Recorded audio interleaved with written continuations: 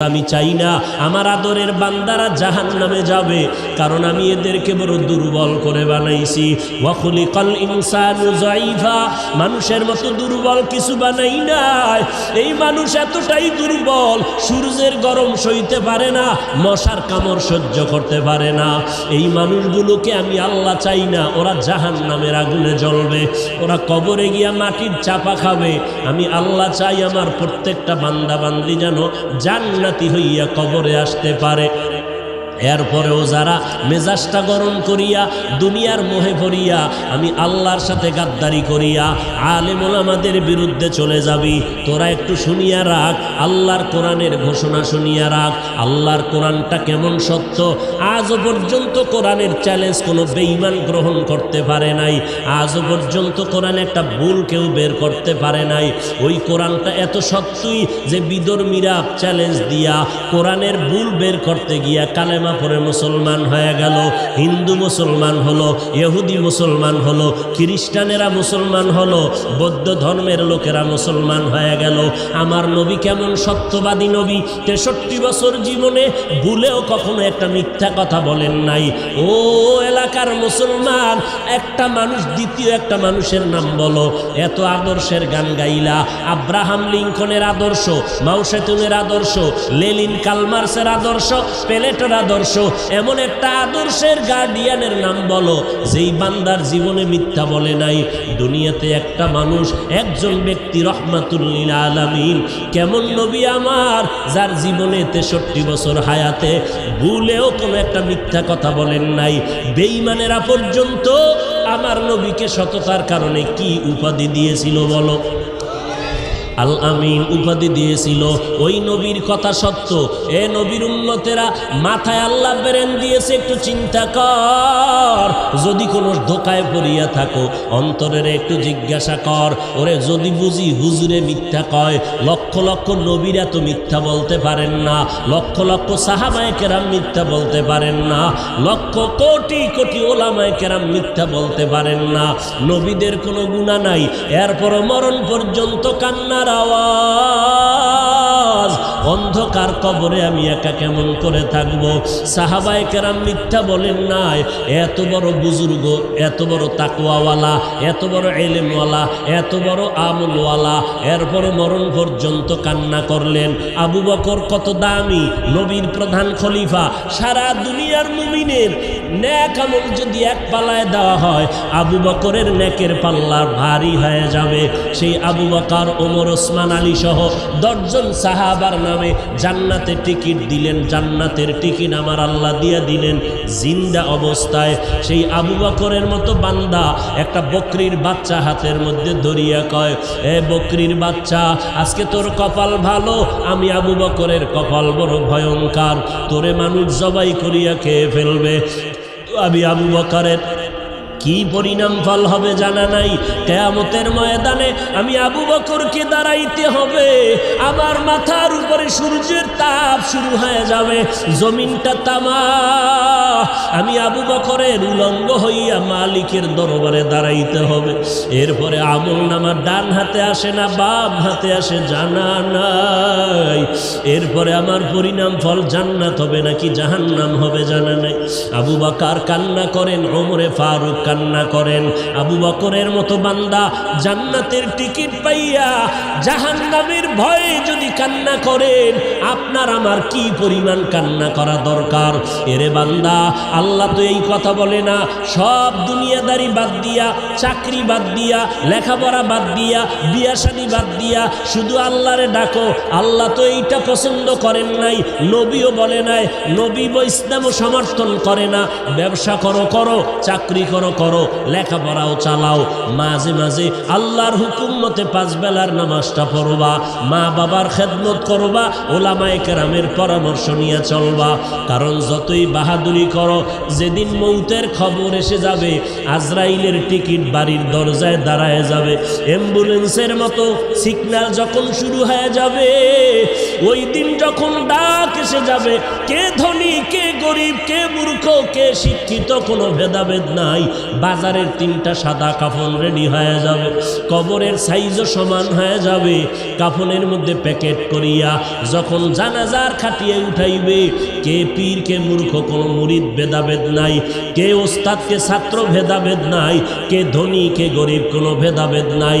কবরের দেশে নিয়ে যখন কবরে রাখিয়া সবাই মাটি দিয়া বিদায় হবে, আর একটা আয়াত করিয়া চিৎকার দিয়া বলবে, মিনহা খলাকনাকুম ওয়া ফিহা নুঈদুকুম ওয়া মিনহা নুখরিজুকুম তারাতান উখরা। সবাই চলে গেল। ওই কবরে 2 ফেরেশতা হাজির। ফেরেশতা আসিয়া মাথার মুষ্টি খুলবে, পায়ের মুষ্টি পুরাটাই খুলবে। 3টা প্রশ্ন তোমাকে আমাকে করবে। সমস্ত মানুষের বেলায় 3টা প্রশ্ন। রবের পরিচয় দাও, ধর্মের পরিচয় দাও, রহমাতুল লিল আলামিনের পরিচয় দাও।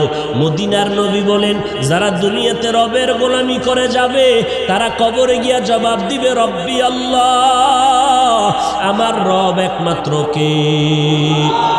দুনিয়াতে যারা ইসলাম মেনে চলবে কবরে গিয়া জবাব দিবে, দীনিয়াল ইসলাম, আমার ধর্মের নাম কি? দুনিয়ায় যারা নবীর সুন্নতের আমল করে যাবে, আঙ্গুলের নখগুলো কেমনে কাটবে সেখানেও সুন্নত, মাথার চুলগুলো কেমনে রাখবে সেখানেও সুন্নত, বান্দা জুতা কেমনে পরবে সেখানেও সুন্নত। সুন্নতের আমল করিয়া যারা কবরের বিছানায় শুয়ে যাবে, একটা রাস্তা বানাইয়া মদিনাওয়ালা নবীকে দেখাইয়া বলবে, চিনো লোকটাকে, চিনো নিরে কবরওয়ালা বলো। যারা আমার মাওলার মোহাব্বতে নবীজির আশিক হইয়া কবরে যাবে, নবীরা আশেকেরা নবীরে দেখিয়া চিনে ফেলবে, বলবি নি তো আমার মায়ার নবী। যেই নবীকে না দেখিয়া টুপি পরলাম, দাড়ি রাখলাম, কত মানুষ টুপিওয়ালা বলে গালি দিল, দাড়িওয়ালা বলে গালি দিল, তারপরও টুপি ফালাই নাই, দাড়ি ফালাই নাই। আল্লাহর নবীর সুন্নতের মেসওয়াকটা পকেটে নিয়ে চলছি, কত মানুষ কত উপহাস করেছে, তারপরও সুন্নত সারি নাই। নবীজি বলেন, সাথে সাথে আল্লাহ তাআলার গায়বী আওয়াজ এসে যাবে। আল্লাহ কুদরতের আওয়াজ দিয়ে বলবে, এরে ফেরেশতা, আমার বান্দারে আর কষ্ট দিও না, তাড়াতাড়ি জান্নাতের বিছানাটা কবরে বিছাইয়া দাও, জান্নাতের সাথে রাস্তা বানাইয়া দাও, আমার বান্দারে বেশি ডিস্টার্ব করিও না। আমার বান্দা দুনিয়াতে কষ্ট কম করে নাই, ঠিক মতো খানার প্লেট নিয়ে খাইতে পারে নাই, রাতের বেলা ঘুমাইতে পারে নাই, সবাই ঘুমাইয়া গেছে, আর আমার বান্দাটা ঘুমের মধ্যে শেষ রাত্র যখন হলো, সুন্দর করে অজু বানাইয়া যায় নামাজ বিছাইয়া সিজদায় গিয়া কান্না করে বলেছে, হে মালিক, তুমি আমার রব, তুমি আমাকে মাফ করে দাও, গুনাহগার বলে তাড়াইয়া দিও না রে আল্লাহ। এই বান্দাটা সারা রাত জিহ্বাটা দিয়া জিকির করে করে কাটাইতো। এই বান্দা রাস্তায় হাঁটতো, আবার মাঝে মাঝে আমি আল্লাহরে ডাকতো। খানা খাইতে বসিয়াও আহ আহ বলে শব্দ উচ্চারণ করত। অন্তরের মধ্যে একটা জ্বালা ছিল, মালিকের কোথায় গেলে পাওয়া যায়। এই বান্দা আলেম ওলামা পাইলে দৌড়াইতো, কোরআনের বয়ানের আওয়াজ পাইলে দৌড়াইয়া যাইতো। এরে খালি কান্নার আওয়াজ। আল্লাহ পাক বলবে, আর দেরি করিও না, তাড়াতাড়ি আমার বান্দারে ঘুমের ব্যবস্থা করে দাও। জান্নাতের হাওয়া বাতাস পাইয়া আমার বান্দা জাহান কবরের মধ্যে আরামে ঘুমাবে, কেউ ডিস্টার্ব করবে না, কিয়ামত পর্যন্ত আমার বান্দা ঘুমাইতে থাকবে। মদিনার নবী আফসোস করে বলেন, যারা রবের গোলামি না করিয়া কবরে যাবে, ইসলাম না মানিয়া কবরে যাবে, সুন্নতের আমল না করিয়া কবরে যাবে, এই কবরে যাওয়ার পরে নাফার 3টা প্রশ্ন করা হবে। রবের পরিচয় দাও, ধর্মের পরিচয় দাও, রহমাতুল লিল আলামিনের পরিচয় দাও। যখন এই প্রশ্ন করা হবে, মদিনার নবী আফসোস করে বলে, গুনাহগার তো জবাব দিতে পারবে না, শুধু একটা শব্দ বলবে, হা হা লা আদরি, হা হা লা আদরি। আফসোস, বড় আফসোস, আমি কিছুই জানি না, কিছুই জানি না। নবীজি বলেন সাথে সাথে আমার আল্লাহ গাইবী আওয়াজ দিয়া বলবেন, কুদরতের আওয়াজ দিয়া, এ কবরের ফেরেশতা, এই নাফরমানের আর সুযোগ দিয়া লাভ নাই। আমি আল্লাহ দুনিয়াতে কম সুযোগ দেই নাই। আমার দেওয়া চাঁদের আলো, সূর্যের আলো ভোগ করলো, আমার দেওয়া পানি, আমার দেওয়া বাতাস, আমার দেওয়া নদীর মাছ, গাছের ফল খাইয়া, জমিনের ফসল খাইয়া এই কপাল পোড়া একবারও আলহামদুলিল্লাহ বলে নাই। ওলামায়ে কেরাম পায়ে ধরে ধরে নামাজের কথা বলতো। এই নাফরমান গুনাহগার আজান শুনিয়া একবারও মসজিদে গিয়া নামাজ আদায় করে নাই।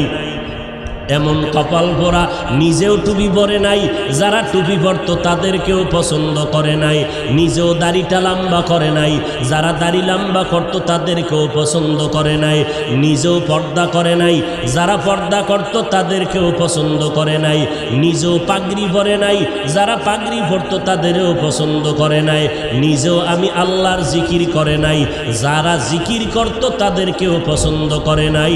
এই নাফরমানকে আর সুযোগ দিয়া লাভ নাই। এখনই কবরের মধ্যে জাহান্নামের বিছানাটা বিছাইয়া দাও, জাহান্নামের সাথে রাস্তা বানাইয়া দাও।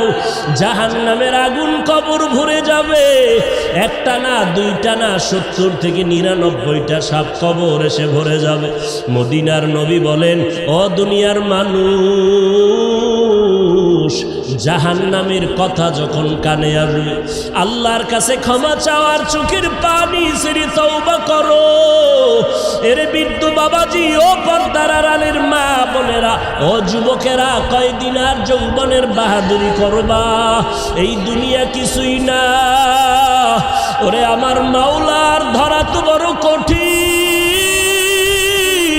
এই মহামারীতে কত প্রাণ চলে গেল রে বাবা।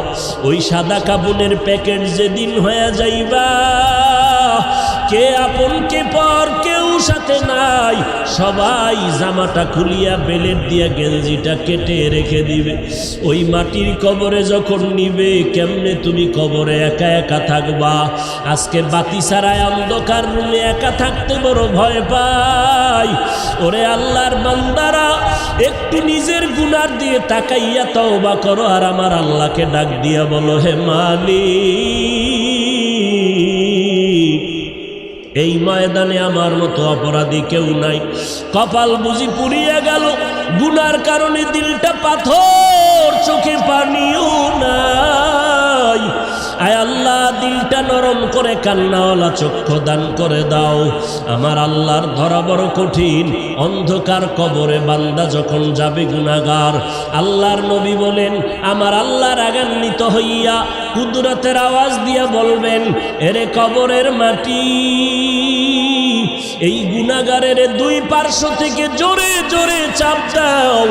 এত জোরে চাপ দিবে পাঁজরের হাড্ডি চুরমার হয়ে যাবে। ও আল্লাহর বান্দার একটা মশার কবর সইতে পারি না। ওই কবরের চাপ কেমন করে সহ্য করবি রে মুমিন? জাহান্নামের ভয়ে যদি আম্বিয়ায়ে কেরামরা কাঁদতে পারেন, সাহাবায়ে কেরামরা যদি কবরের আযাবের ভয়ে কাঁদতে পারে, আমাদের কপাল কি পুড়িয়া গেল? না জানি কারো বরদোয়া কপালে লাগলো। চোখে কেন পানি নাই? জাহান্নামের ভয় নাই। ওরে চক্ষু দুইটা বন্ধ করে আল্লাহকে ডাকো, আর বলো, হে মালিক, গুনাহগার হইয়া ময়দানে বসছি, গুনাহ নিয়ে আর ময়দান থেকে ঘরে যেতে চাই না। আয় আল্লাহ, গুনার কারণে আমার হাত না পাক, আমার জিহ্বা না পাক, আমার চোখ দুটো না পাক। আয় আল্লাহ, আপনার মতো দয়াময় কেউ নাই।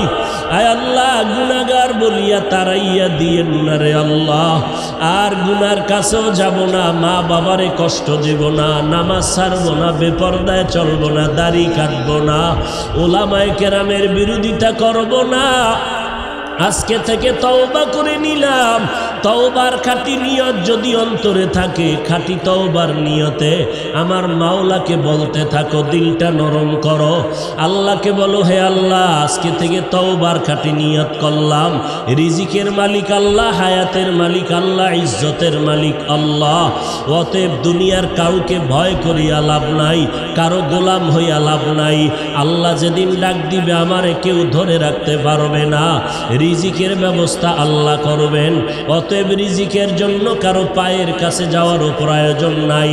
আল্লাহ আজকে থেকে আপনার গোলামি করব, নামাজ পড়ব, নবীর তরিকায় চলব, মা বাবার দোয়া নিয়ে চলব, ওলামায়ে কেরামের বিরুদ্ধে যাব না।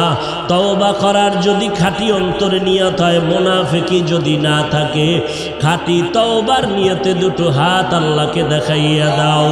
আয় আল্লাহ মেহেরবানি করে হাতগুলো কবুল করে নেন, তওবা কবুল করে নেন, তওবার উপরে মজবুত হইয়া চলার তৌফিক দান করেন, আমিন।